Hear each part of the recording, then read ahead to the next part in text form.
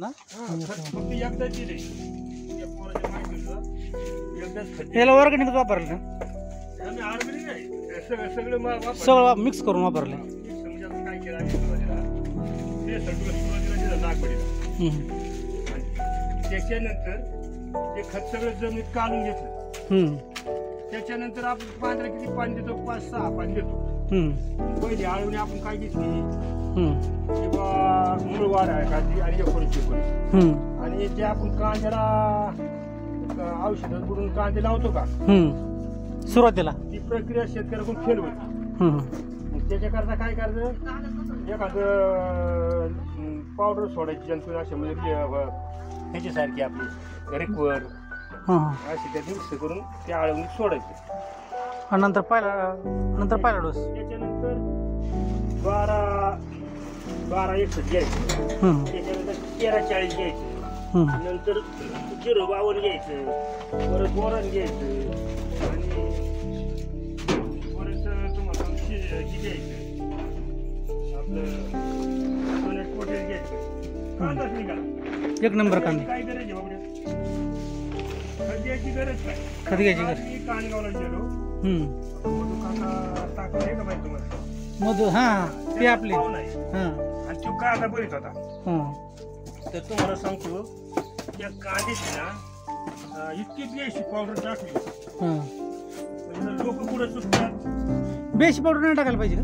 Powder टाकली होती पण तिचं प्रमाण असतं. जास्त नाही टाकायला पाहिजे. जास्त नाही. अहो मी आहे ना 500 पिशवीला 10 किलो पावडर वापर. जास्त वापरलं काय होतंय? वापरायची गरजच नाही. गरजच नाही तेवढी. अहो त्याच्यामुळे काय होतं हे तुमच्या लक्षात ह्या लोकांना हेच कळत नाही की तुम्ही माणसं आता ह्याच्यात दिसते का पावडर तुम्हाला खाली? नाही पावडर नाही दिसते का पावडर? नाही. मग किती पावडर वापरली असेल? काय कांद्यामध्ये हाताला पावडर लागते. हाताला नाही. अहो त्या बाया सगळ्या तोंडाला पावडर हाताला पावडर ते बाबा खाकाने बारदाने कॅमेऱ्याने बघितली पावडर त्यांना आवडलंच नाही. मला वेळ नव्हता त्याला बोलायचं होतं मला त्याला सांगायचं बाबा असलं काही करीत नका जाऊ त्याच्यापासून थोडस आपण दुसरं एक वाईट कृत्य करतो याच्यातून. आता एवढी मोठी पावडर तुम्ही टाकली हे कांदा माणसंच खातात ना माणसं खाणार मग त्याचा एक थोडाफार तरी परिणाम त्याच्यात होईल का नाही? होणार ना.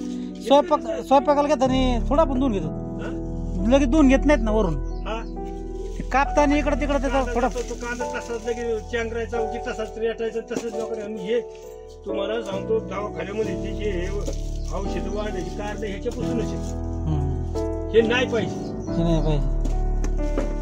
आणि हेच लोकांना नेमकं कळत नाही किंवा आपण केमिकल कमी वापरायला पाहिजे.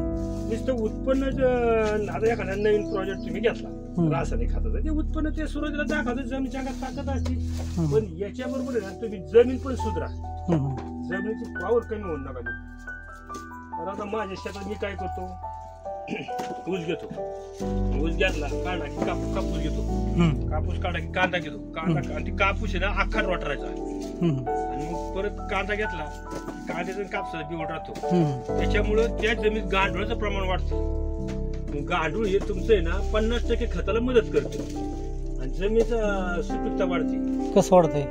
कसं वाढतं आता बघा तुम्ही माझ्या ऊसात जर गेलं ना खाण्याला तुम्हाला फूट लांब गांडूळ दिसते आणि ह्या जमिनीत काही येत नव्हतं. तुम्ही सांगितलं त्याच्याविषयी आपण साहेब नवीन व्हिडिओ बनवू कोरस संदर्भात. आता 4 पण लेख आहे या विषयी कोरसचा ना जमीन सुधारणे.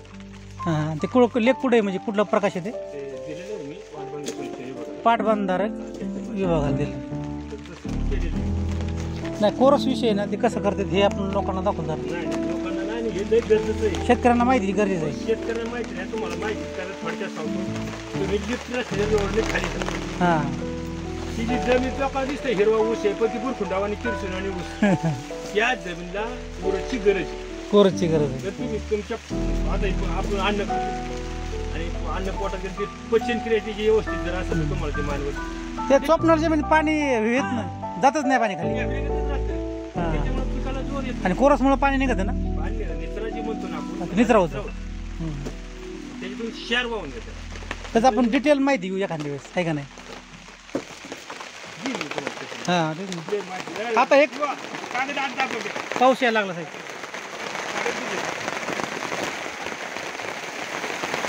पाऊस सुरू झाला बा.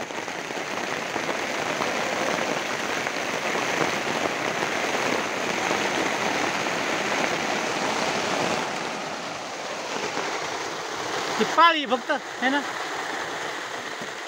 वर दाबा आता आपण.